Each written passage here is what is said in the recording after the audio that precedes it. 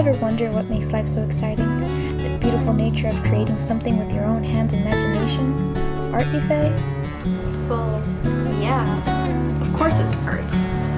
But that's not what I'm here to talk about. I'm here to talk about this right here. And yeah, you're right. It's a comic. And it's a special one too, because it's based on all my life events. It all started about 4 years ago that I literally had a dream in my sleep where a story started to unfold from my unconscious mind. Dream came in bunches, so I started to fill in the holes with my own ideas and life events, creating a complete adventure. The story consisted of a brave princess warrior that has to fight to keep her friends safe from harm and creatures, traveling to different worlds to destroy the source of evil.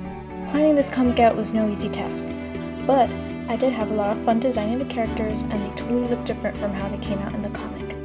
It took me about 2 years to complete at least 2 chapters by hand.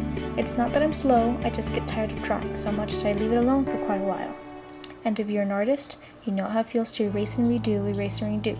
You can even tell just by looking at it. I always start with a mini rough draft of what I want to show in the final draft, just in case I want to change something.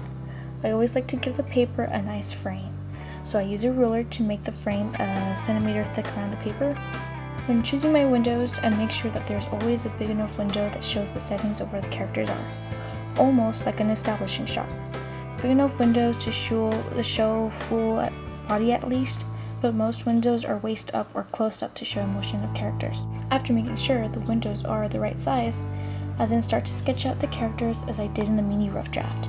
But then I add more detail to expression along with backgrounds, which I'm not the best at. After the page is done, with detail and all, it then needs an outline. At first I outlined with pens that are especially made for this kind of thing, and they come in different size points for my convenience.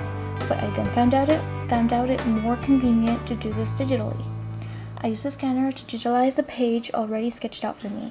I then use Photoshop to outline, crop, shade, and add text to bring the characters to life. I think Photoshop is better because in any reason I want to change the format of the page, I could easily use the tools Photoshop provides me with.